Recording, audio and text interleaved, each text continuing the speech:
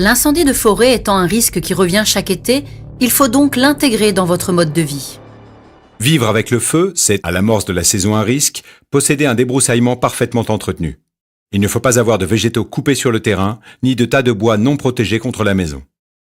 Les amas d'aiguilles de pin sur la toiture ou dans les gouttières sont également proscrits. Si l'on possède une piscine, il faut pouvoir y puiser de l'eau. Les piscines représentent souvent l'équivalent de plusieurs camions de sapeurs-pompiers. Pour cela, il faut s'équiper d'une motopompe thermique. Si vous avez une caravane sur votre terrain, sachez que la chaleur seule peut l'embraser, même si le feu ne vient pas jusqu'à elle.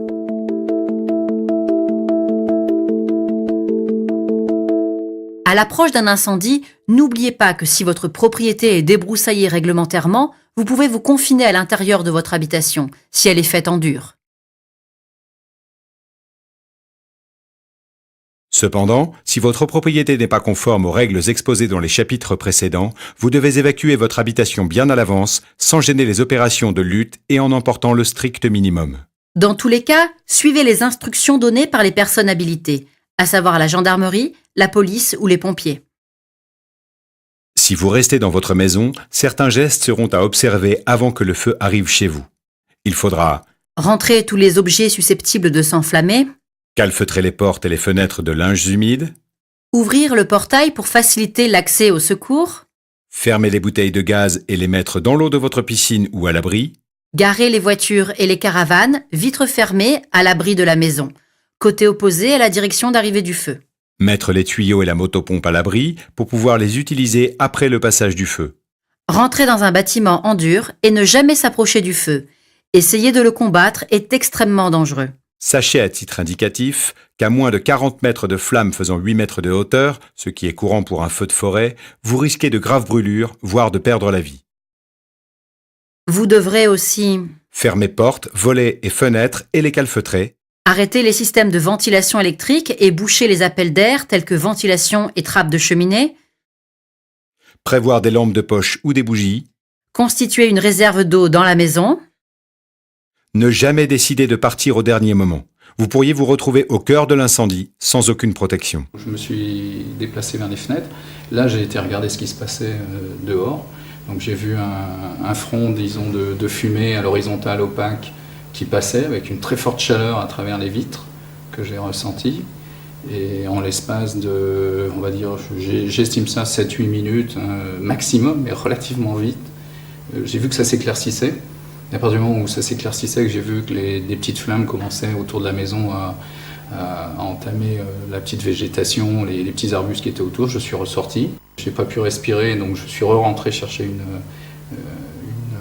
une serviette que j'ai mouillée et ressorti à nouveau. Et là, j'ai arrosé avec un simple tuyau d'arrosage. Pendant le passage du feu sur votre propriété, il vous faudra rester calme et surveiller les vitres non protégées par des volets qui peuvent se briser sous l'effet de la chaleur.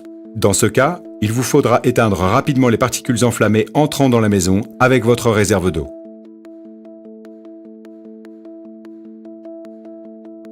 Après le passage du feu, vous pourrez vous préparer à aller dehors en vous équipant de vêtements en coton, de gants et de chaussures en cuir.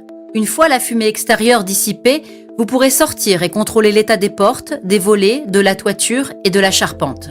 Vous pourrez sortir votre motopompe ou votre tuyau d'arrosage pour éteindre les parties incandescentes. La survenue d'un feu génère peur et angoisse, quand il ne provoque pas des crises de panique. Garder votre calme et agir en toute sécurité sera plus facile si vous avez bien anticipé la situation. N'hésitez pas à simuler avec votre famille l'arrivée d'un feu en répétant les gestes à effectuer. Bien préparé et avec une bonne autoprotection, vous pourrez aborder la saison à risque sereinement. Plus que jamais, il convient de respecter la réglementation et les mesures de prudence. En effet, dans notre région, la forêt s'étend d'année en année et l'urbanisation progresse dans les espaces naturels. Ces facteurs, associés au réchauffement climatique, accentuent le risque d'incendie. Le feu menace à l'heure actuelle de vastes étendues boisées et des zones habitées en contact direct avec la forêt. Grâce à la vigilance et aux efforts de tous, et en particulier de vous les résidents à proximité de la forêt, les effets dévastateurs du feu ne seront plus une fatalité.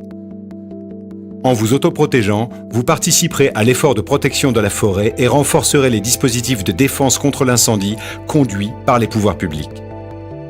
Votre action est primordiale pour optimiser celle des secours qui, moins pris par la protection des populations, pourront mieux défendre la forêt.